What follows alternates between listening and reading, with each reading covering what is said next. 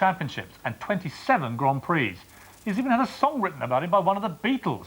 George Harrison wrote The Master at Going Faster. So Jackie Stewart is here now. And we welcome him. How are you? Good morning, I'm very well. Thank you for taking the time out of your schedule, that's okay. So it was the mid-1960s, wasn't it? 1965, when your international career started off. Mad.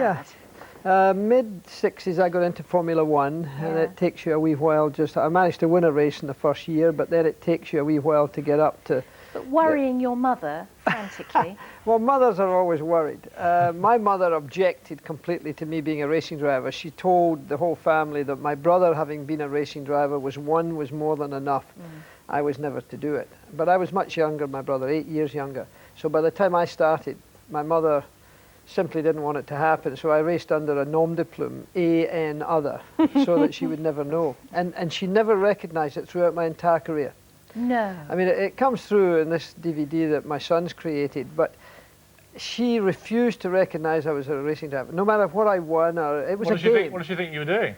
Well, I don't know. She knew damn well what I was doing, but she never wanted to recognise it. So that was it was a game. That's all I can say. One of the things that really comes through watching the DVD is that you were the absolute pioneer of safety in Formula One.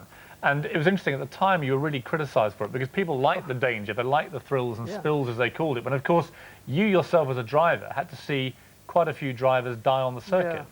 Well, all of my friends, most all of my friends died in a racing car, which was a terrible thing. And in those days, such as we're seeing right now, grass banks were really launching pads for racing cars. The barriers were so close, but they were in complete barriers. There was no runoff areas. There was no medical facilities to speak of. There was not enough marshals and emergency crews. All of this was very basic knowledge that you would have expected people to recognise. But of course it was going to cost money to change the tracks, the geography of the tracks, the safety, the debris fences to protect the spectators, for example. All of that had to be done, and luckily at that time I was the world champion, and when you're in that position, the media, for example, as you know better than anyone, Piers, take up a story. And under those circumstances, I was able to get media and get there for the public behind it. But it took quite a strong will from you, I think, to overcome the weight of opinion, which was that, come on, Jackie, you're just being a bit of a sissy here, mate. Yeah, You got a lot of that stuff. I mean, now it seems preposterous that would happen. Now everyone's very safety conscious. No, but it was at the time you were really a bit of a pariah for saying all this. It was very easy to say, if the kitchen's hot, why don't you get out? But they couldn't say that while I was still winning motor races or world championships. So I was an unfortunate voice of the time, but it worked. And eventually we've got probably the best risk management example of any business or sport in the world. More people drown fishing than get killed in racing cars. I was named after someone who died, actually, who you raced with, Piers. Absolutely. Well, who was killed in Holland in 1970. In fact, you came second in that race. I was there. And how many friends did you lose, actually?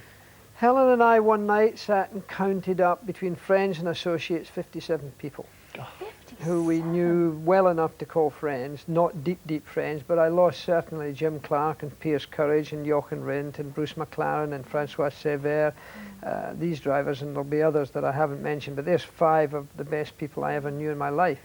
And all through some, in most cases, unnecessary accidents that could have been survived. Today they would have been survived. And wasn't it when you yourself... Sorry. No, it's fine, carry on. Also, wasn't it when you yourself had a terrible crash and the facilities were so appalling for you that you actually thought, God, I could actually die here just because the facilities or what's happened to me aren't available? Well, I was trapped in the car for about half an hour. When I got out, they took me in an ambulance to a so-called medical centre. I was put down a stretcher on a floor with cigarette ends. That was the medical centre.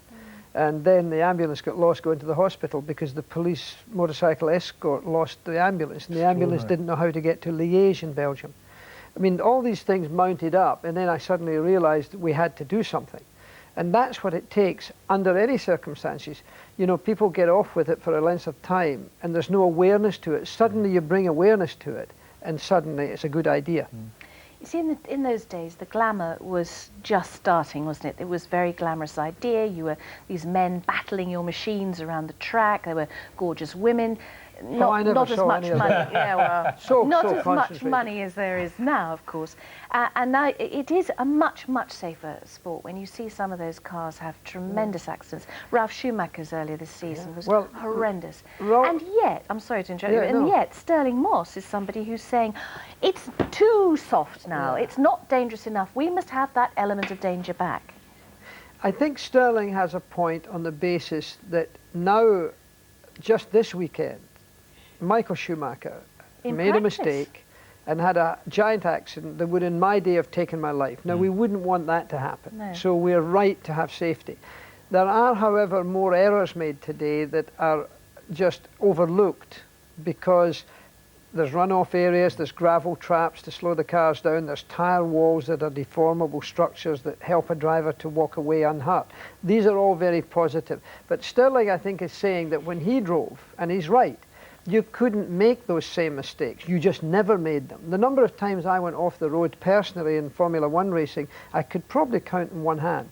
Because you couldn't afford to go off. Talking of errors, Sir Jackie, the British Grand Prix, I mean, it strikes me as absolutely absurd that you have you in your position, Bernie Ecclestone, who's got about £20 billion already and counting, and somehow the result of all this, of this row that's going on, is there won't be a Grand Prix in this country that has produced so many great drivers. This is lunacy, isn't it? I mean, to the public, it seems ridiculous. It's very bad, and I hope there's a way around it. And what's the answer?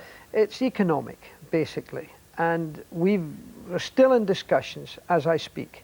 And those discussions, I think, will probably go on for at least another week or 10 days. I am hopeful that a solution can be found. What would your message to Bernie be if he's watching this? I'm sure he is, obviously. I just hope that he also sees the logic in wanting to retain a British Grand Prix at an affordable amount.